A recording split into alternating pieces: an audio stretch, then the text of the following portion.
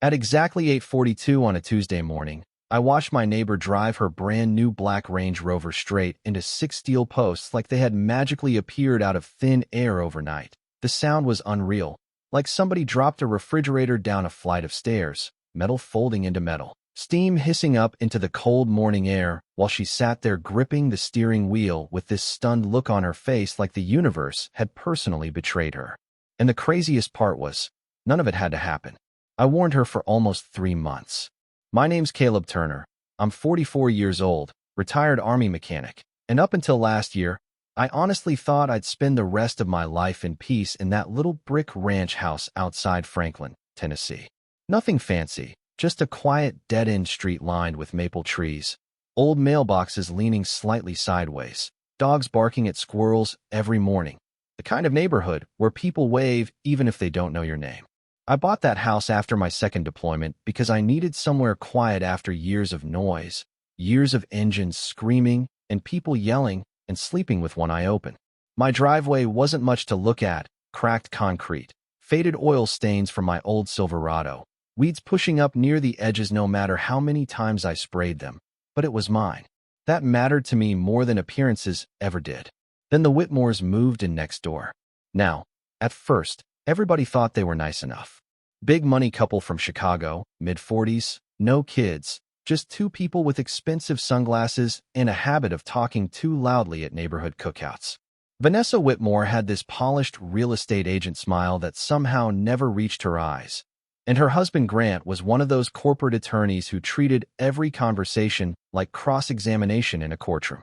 Within 6 months, they tore down the original house and built this massive gray modern farmhouse that looked less like a home and more like a boutique hotel dropped into the middle of a blue-collar neighborhood. Suddenly, there were contractors everywhere, dump trucks blocking mailboxes, nail guns firing at 7 in the morning. My dog Hank hated it. Honestly, so did I. But I kept my mouth shut because people have a right to build what they want on their property. That's America. What started everything was something so stupid it still sounds fake when I say it out loud. Vanessa didn't like walking from her garage to the mailbox. That was it. Their garage sat on the far side of the house, maybe 40 feet from the curb, and instead of using her own driveway like a normal person, she started parking halfway across mine every morning while she checked the mail, scrolled her phone, or sometimes sat there drinking iced coffee with the engine running.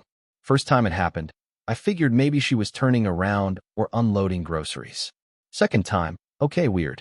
By the 5th or 6th morning, though, I realized it wasn't temporary, it was routine.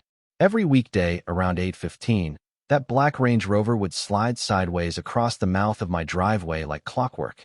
Some mornings I'd need to leave for physical therapy and just stand there staring at her vehicle blocking me in while she sat inside looking at TikTok videos.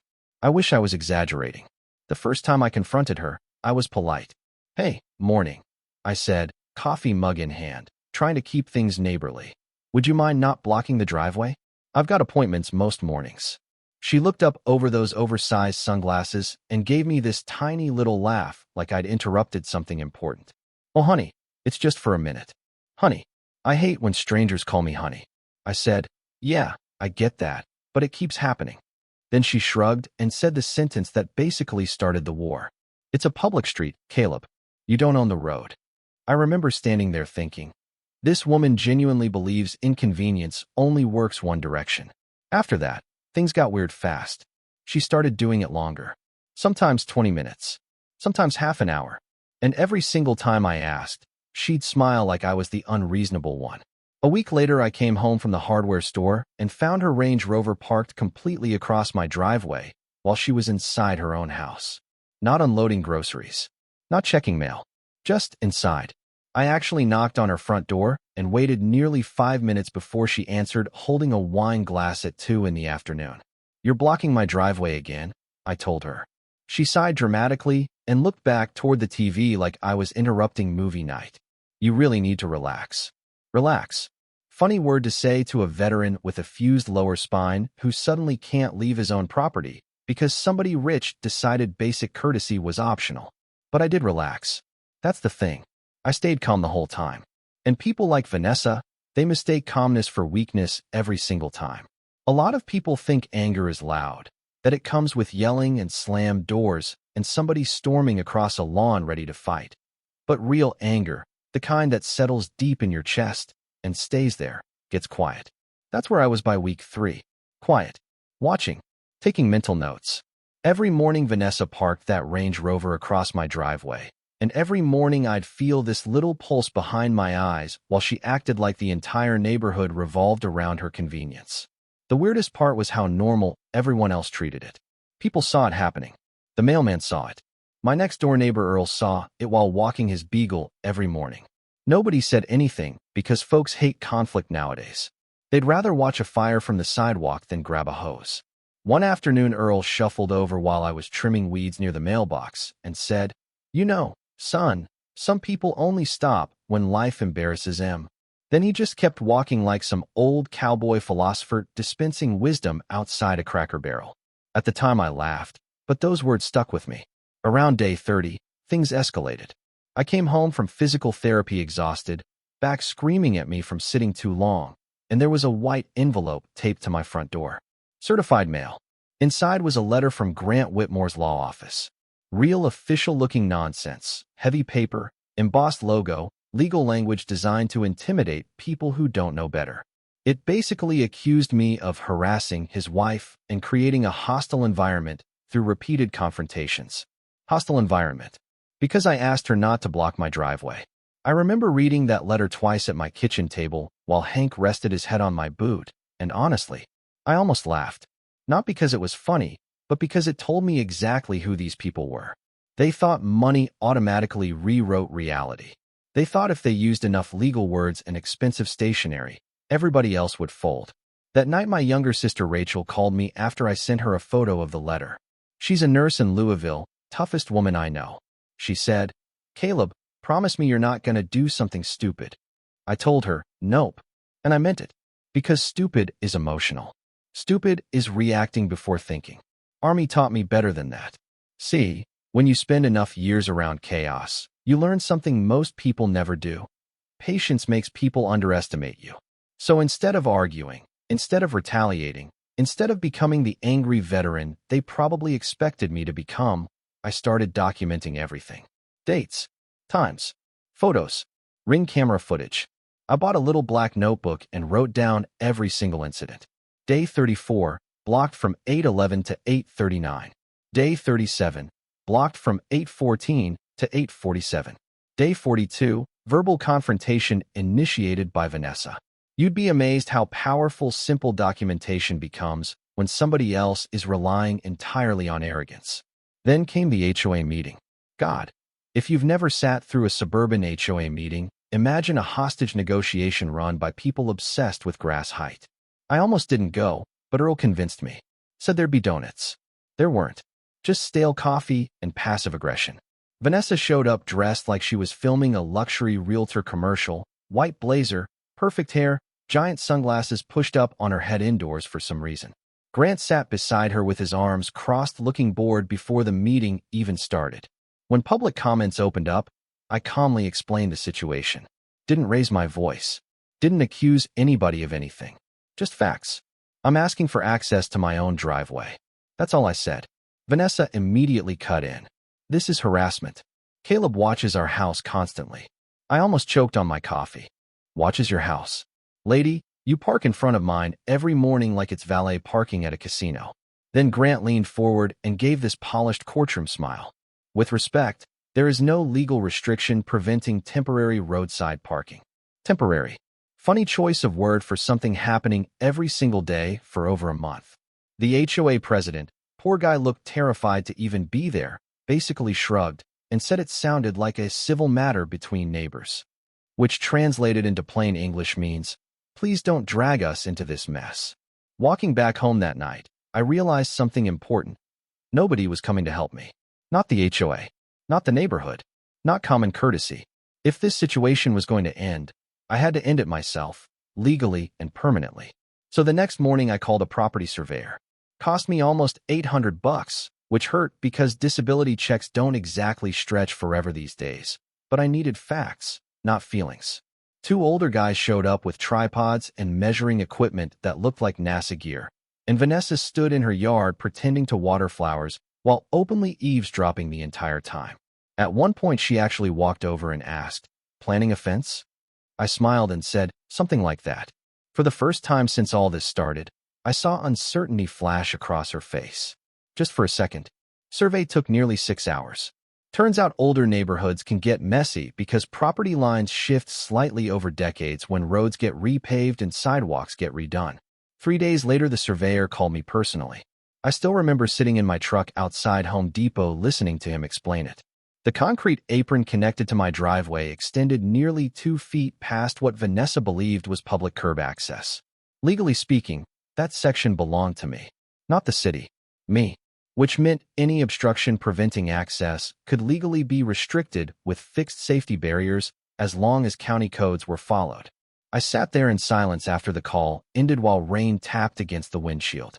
Then I started laughing. Not evil laughter, more like exhausted disbelief. Because after nearly 2 months of being treated like some bitter old man complaining for no reason, I finally had leverage. Real leverage. That evening, Grant came marching across the lawn holding another envelope. Didn't even knock. "This nonsense with the survey needs to stop," he said. "You're escalating things unnecessarily." I looked at him and said, "Grant, your wife blocks my driveway every morning." He adjusted his tie and actually had the nerve to smirk. "Then maybe you should learn patience." That right there, that was the moment. Not the parking, not the lawyer letters, not the HOA nonsense. It was the smirk. The absolute confidence that they could inconvenience people forever without consequences. And suddenly Earl's words came back to me clear as day. Some people only stop when life embarrasses them. So the next morning, I called a contractor named Luis Mendoza who specialized in commercial safety barriers. Nice guy, former Marine, understood the situation immediately without me even having to over-explain it. I showed him the survey paperwork spread across my kitchen table and asked one simple question. "Can I legally install fixed bollards here?"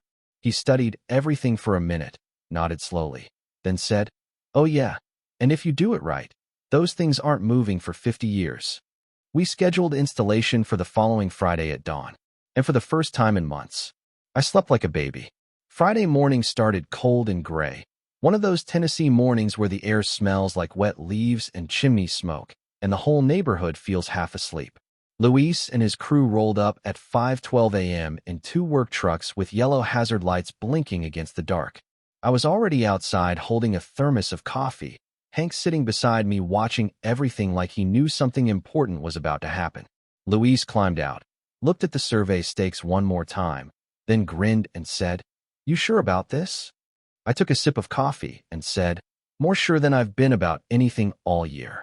By 5:45, they started drilling. The sound echoed through the neighborhood like construction on a highway overpass, concrete dust floating through the headlights, while giant augers chewed 3 feet into the ground. 6 steel bollards, commercial grade, powder-coated bright safety yellow, thick enough to stop a delivery truck. Overkill? Maybe. But after months of lawyer letters and smug little smiles, subtlety no longer interested me. Around 6:30, I noticed lights flick on inside the Whitmore's house. Curtains moved upstairs. Somebody was definitely watching. Luis noticed too and muttered, "Showtime." By 7:20, the posts were fully installed, concrete curing around the bases, while dawn finally started creeping over the trees. They stood there like 6 bright yellow middle fingers planted directly on the property line. Impossible to miss. That's important later. Before leaving, Luis handed me the permit paperwork and said, "Everything's legal. Cameras'll do the rest." Cameras. Right. Because my Ring doorbell had the perfect angle facing the driveway entrance. Honestly, if this whole thing had ended there, that probably would have been enough. Most normal people would have seen 6 steel posts appear overnight and adjusted their behavior accordingly. But Vanessa Whitmore was not most people. At exactly 8:42 a.m., right on schedule, I heard the familiar hum of that Range Rover turning onto our street. I was standing inside my garage pretending to organize tools while secretly watching through the side window. The SUV rolled closer, not slowing down, drifting toward the driveway exactly like she always did. And then I noticed something that still blows my mind to this day. She was looking down at her phone, not at the road, not at the giant yellow steel posts directly ahead of her. Her phone. The impact sounded violent. Metal crushed inward with this deep, ugly crunch that shook birds out of the trees. The front end of that Range Rover slammed directly into the center bollards and stopped dead, while the rear of the SUV bounced sideways from the force. Steam exploded from under the hood. One headlight shattered across my driveway like broken ice. And those bollards didn't move an inch. For maybe 3 full seconds, everything went quiet. Then came the screaming. Vanessa burst out of the driver's seat yelling, "What the hell is wrong with you?" Like somehow I'd personally driven the posts into her vehicle. I stepped out of the garage slowly, coffee still in my hand, and honestly, I've replayed this moment in my head 1,000 times because of how surreal it felt. She was standing there in yoga pants and designer sneakers staring at the destroyed front end of her $80,000 SUV while coolant dripped all over concrete she'd spent months insisting belonged to the public. "You installed poles?" she screamed. "You're insane." Before I could even answer, Grant came sprinting across their lawn still wearing pajama pants under a dress shirt, which would have been funny if he didn't look genuinely ready to kill somebody. "You set a trap," he snapped. "Do you understand how much trouble you're in?" That word again. Trouble. Funny how people threaten consequences when they think consequences only happen to other people. I set my coffee down on the toolbox, reached into the garage cabinet, and handed him a manila folder. No speech. No dramatic moment. Just paperwork. Property survey. County permit. Contractor invoice. Grant flipped through the pages while Vanessa kept ranting in the background about lawsuits and emotional distress and reckless endangerment. Then slowly, his face changed. The anger drained out first, then the confidence. By the last page, he just stood there staring silently at the documents while steam hissed from the ruined Range Rover behind him. Finally, he looked up at me and asked, very quietly this time, "You had all this approved?" I nodded. Weeks ago, that silence afterward was probably the most satisfying sound I've ever heard in my life. By noon, the wrecked SUV was gone. Tow truck hauled it away while half the neighborhood peeked through blinds pretending not to watch. Earl walked over around lunchtime carrying 2 beers and said, "Well, life sure embarrassed her, didn't it?" I laughed so hard beer almost came out my nose. But things didn't end there. Oh no. Monday morning their insurance company called me trying to imply the bollards created an avoidable hazard. I told the adjuster, "Ma'am, the hazard was a distracted driver trespassing onto private property." Then I emailed over the ring footage, survey documents, permits, timestamped photos, everything. 48 hours later, the claim was denied. Completely. That's when the Whitmores realized the situation had flipped. Fast. Suddenly, the people who spent months threatening lawsuits were desperately trying to avoid one. Because, see, destroying fixed legal structures on somebody else's property gets expensive real quick. Especially when there's video evidence. Especially when your attorney husband already sent written threats beforehand. About 2 weeks later, an outside lawyer contacted me asking if I'd consider a reasonable settlement discussion. I remember sitting on my porch reading that email while Hank snored beside me. And for the first time through this entire mess, I actually felt sad. Not for them. For what neighborhoods have become. People used to borrow jumper cables and wave from front porches. Now everybody threatens each other with attorneys over basic decency. Still, actions have prices. Mine cost $800 for a survey and $3,200 for steel bollards. Theirs cost substantially more. In the end, the settlement covered every penny, including legal fees, property damage, and permanent recorded access protections preventing future disputes. The bollards stayed exactly where they were. They're still there today, bright yellow against cracked concrete, probably the ugliest things on the entire block, and I smile every single time I see them. Meanwhile, Vanessa finally started using her own 4-car garage like the rest of civilization. Funny how that works. Sometimes I wonder if I should have handled things differently. Maybe I could have pushed harder with the HOA. Maybe I could have ignored it longer. Maybe pride got involved somewhere along the line. I don't know. But I do know this. Respect isn't about money or lawsuits or who lives in the bigger house.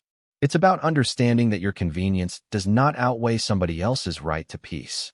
So tell me honestly, was I justified, or did I go too far? And if somebody treated you like that for nearly 3 months straight, what would you have done differently? Drop your thoughts in the comments, because trust me, people are still arguing about this story in my neighborhood to this day.